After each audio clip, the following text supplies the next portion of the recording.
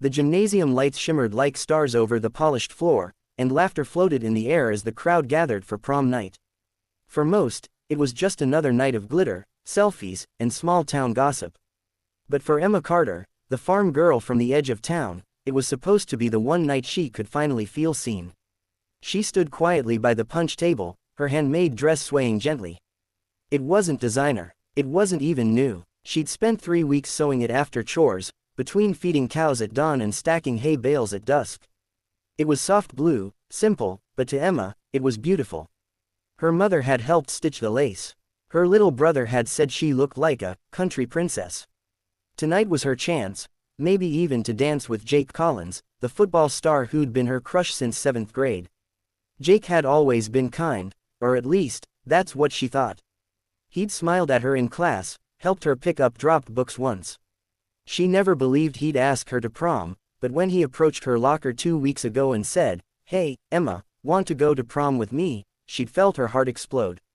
She'd said yes before she could think twice. But what she didn't know was that it was all a setup. The night had barely begun when Emma noticed something strange. Jake wasn't looking her in the eyes.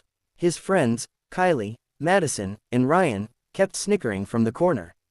But she ignored it. She wanted to believe tonight could still be magical. When the slow dance started, Jake took her hand, but instead of leading her to the dance floor, he guided her toward the bleachers. A few students were whispering. Phones were out. "Jake," she asked softly, her smile fading. "What's going on?" He hesitated, avoiding her gaze. "Emma, I'm sorry." Before she could ask what he meant, Kylie stepped forward with a cruel smirk. "Sorry, farm girl, but did you really think Jake Collins would take you to prom?" Laughter echoed. Emma froze. Ryan added, "We just wanted to see if you'd actually show up in one of your homemade dresses." Madison's phone was already recording. "Smile. Emma, you're gonna be TikTok famous." Then it happened. Kylie reached out and tugged at Emma's dress. The fabric ripped along the seam. Gasps filled the gym. The laughter turned sharp, cruel, unstoppable. Emma clutched the torn fabric, face burning with humiliation. "Stop," she cried. "Please stop." But they didn't. Jake just stood there, silent, ashamed, as if too afraid to lose his friend's approval. The crowd circled, whispering, phones flashing. In seconds, Emma's dream night had turned into a nightmare. Tears stung her eyes, but then, something inside her snapped. All those years on the farm, lifting feed bags, training her body with morning workouts, helping her father fix fences, had made her strong. But tonight, strength meant something different. It wasn't about muscle, it was about self-respect. Emma straightened her back. The gym fell silent as she looked directly at Jake. "So this was all just a joke," she said quietly, voice trembling with hurt and rage. Kylie laughed. "Oh honey, don't take it personal. You're just not prom material."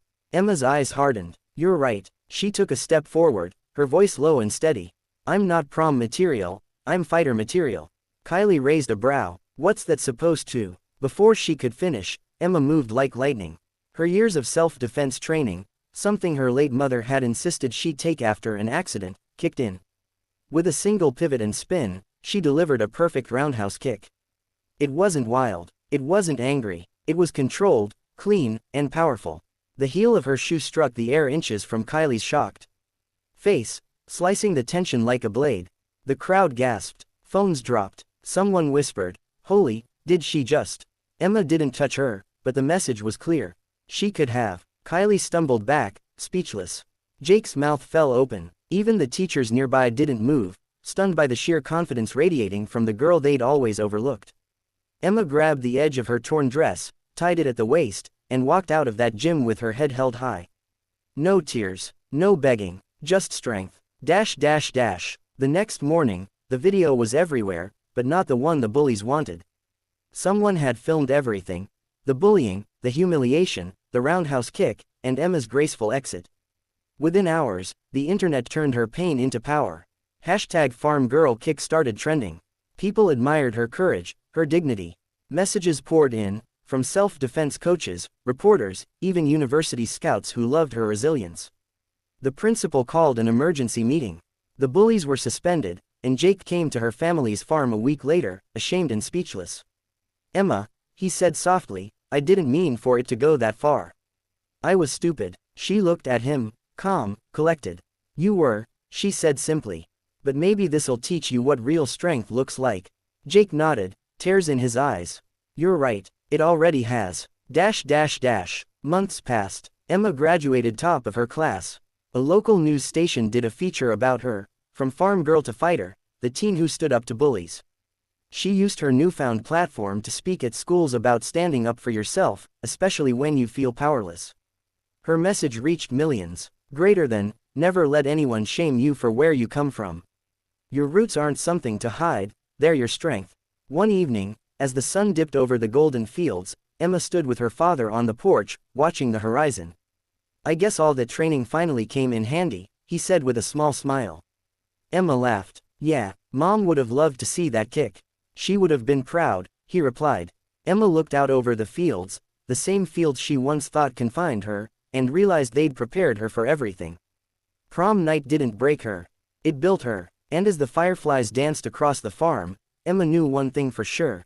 Strength doesn't come from the spotlight, it comes from surviving the darkness and still finding the courage to stand tall.